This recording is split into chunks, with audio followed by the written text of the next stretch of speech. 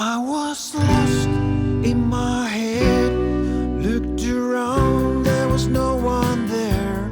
I got out to breathe the fresh air. How is life there, a land of ice and fire? Well, there's a lot of ice and a lot of fire at the moment. It's really cold and there's a massive volcanic eruption. Well, not massive, apparently it's tiny, but people can go and see it with their own eyes, so that's massive. Well, the rest of the world are thinking that you live in among the lava and fire, and you have to you have to jump over the lava river to get to school or into the job.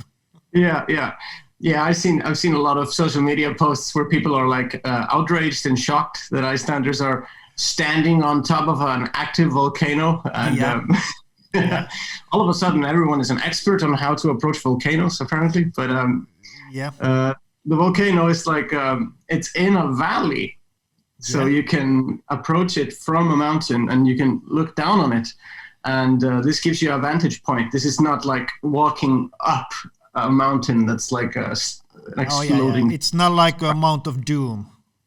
No. It's, no. Actually, you should probably do the opposite, not to tell how safe it is. You probably should say something like, "Oh my God, it's so terrible, it's so dangerous, but we are the tough ones, the Icelandic." Great, let's just go with the cliches. You cut out that stuff I said earlier. Yeah, I mean, that's the way we roll, man. Born on a volcano. Yeah, there was a shot in a Finnish paper that the mad Icelandic people are playing volleyball. They are playing volleyball next to the volcano. Exactly, yeah. That's what happens when everyone can visit it. That's what happens when 5,000 people a day can walk up to it. And but it's been great, man. It's been such a distraction. Weeks before it went off, there was a volcano. There was like earthquakes all the time, and people just knew that something was going to happen. And it's really close to the city. I can see it from my window. I can see like the smoke coming from it. So you can see the volcano from your when you're eating breakfast. Oh, look at there's. Yeah, oh, the volcano is awake. And in the dark, in the night, I can see a massive orange glow on the horizon. So that's nice. It's great. You know how much people would pay from that view? Yeah, I bet. And apparently this is great for tourism, except there's not much tourism happening. Everybody were in Iceland like tourist business where wait, volcano, wait, just about 6 months. Then there's a problem here with like people are arriving to the country and you have to mandatory do like a self quarantine for 5 days before you have to do, because you have to do a test and then another test in 5 days before you can go out. But apparently they've been busting people who just show up at the airport, do one test and then go straight to the volcano. So the volcano is apparently a threat in COVID. They put like a piece of rope on a mountain because there's a certain path that they sort of signposted for people to walk. Yeah. And there's a piece of rope you have to go up for the steepest part of it.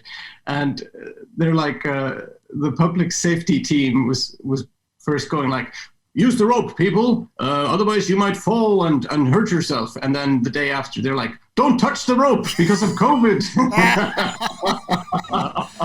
Decisions. Which one is the worst? Yeah, this is a death trap. So yeah, it's such a balancing act, everything. Would you say that the earthquake, do you say earthquake? Before that was scarier than actually the volcano? Not scary. I mean, they don't get like super strong. Well, if you lived close to where it was happening, apparently it was quite. It was more difficult for people to just like. It wasn't like things got ruined or trashed, but they were just constantly happening in the middle of the night. So everyone was like waking up all the time, and a lot of people had trouble sleeping properly because at the back of their mind they're always like expecting a little tremor. But once the volcano started, the earthquakes pretty much died down. They were like a prelude or a warning that something was up. And apparently the lava coming from this particular volcano is coming from a very, very deep place. Often like the sort of chamber that feeds the eruption tends to be like a few kilometers below the surface, but this is apparently like 10 to 17 kilometers into the earth. So it's like a very primitive lava. And I actually grabbed a piece of the lava. I have it here somewhere. Really? Possibly. Yeah, I'll find it later. You allowed to do that? Yeah. I mean, it's not like it's a limited resource, this lava. It's just, I don't know how many metric tons per second it is, but it's just nonstop.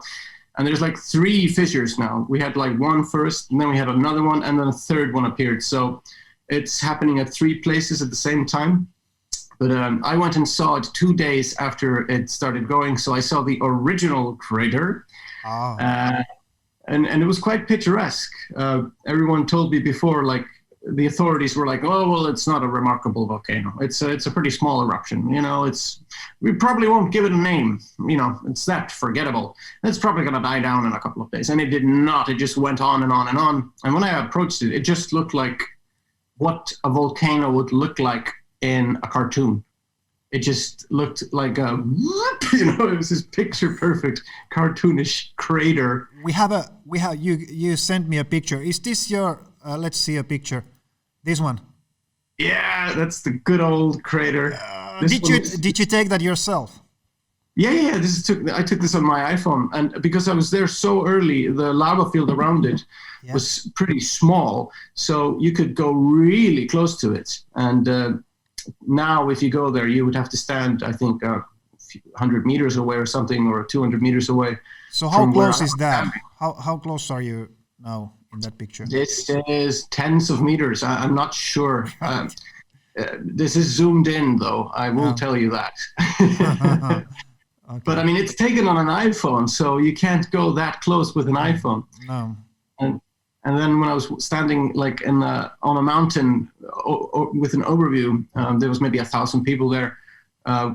We saw this crater crumble, like half of it just exploded. Oh, it was beautiful. And I sent you a video of that. Yeah, let's watch it later. It's just crazy view. But yeah, this has been like the main source of distraction and inspiration over here in an otherwise pretty monotonous Groundhog Day scenario that we have like everyone else. Maybe you can be the first comic who is doing a gig next to Volcano. Yeah, I did like a segment for Andre Wikström and Stan Sanila where I stood next to the volcano and they asked like, what's happening in Iceland? And I had the volcano going like, no, there's nothing happening now. The government is trying to change unemployment benefits. And like, business as usual. Yeah. Straight from Volcano, Ari Eldjárn reporting. Nothing's happening here. There's nothing special happening here. Go home. Yeah. I like the little people at the bottom of the frame. It's like I didn't even notice that. Yeah. So you do have little people in Iceland? Apparently we do. We have hidden people, elves and trolls and whatnot. Well, the trolls are really visible online today, but they're mythical historically. Yeah. So this is what day did you went there again? I mean, when it all started, how long did you wait, or were you just like a first one? No, it started on the 19th of March, which is my wife's 40th birthday. So it started at the end of her birthday in the evening, and then I went 2 days later. We went out for like a late birthday dinner with some friends the day after, and my brother sent me a text. We were having like cocktails and it was like 8 in the afternoon, and my brother sent me a text like, we're going tomorrow. Yeah, we're going to go. And we're going to wake up at 6 in the morning. Do you want to join us? And I was like, yeah, I'm a few cocktails in, but I'll go. And I cut up the booze just before midnight. And then I went to bed, woke up really early and just made some random sandwiches and found some random clothes, put on way too many layers. And then because we arrived there so early, there was no clear way of where you should go. And we walked, I think, 22 kilometers that day, all in all, just to find it. 11 kilometers each way. But man, yeah, it was insane. It's like you cannot explain what it's like to see this. I've lived here my whole life and I've never seen one with my own eyes. I've seen hours of footage, but when you see it with your own eyes, you just realize that, ooh, this is supernatural. Like you can't explain the color. It's just so violently orange. And that was really interesting for me when you said it's coming from the deep place. So it's coming like a really deep place, right? Straight from the hell. Yeah, and this particular place has not erupted in 6,000 years. And this is not far from the airport. This is like, this is a place that people have been saying like, yeah, well, this hasn't erupted for thousands of years. Well, we probably will not live to see this happen. Well, we did. I gotta get out, I got to see.